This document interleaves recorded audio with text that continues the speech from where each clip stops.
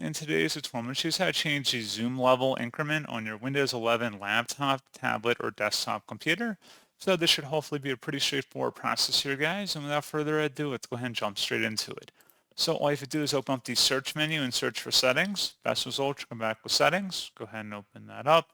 Select accessibility on the left panel. And then on the right side, underneath vision, you want to go down and select where it says magnifier. And then you can adjust the zoom level by going up or down by selecting the plus or minus sign. And then you can adjust the zoom increment as well by clicking the drop down here and change how fast or slow the zoom will incrementally go up or down based on your scroll wheel. And that's pretty much it.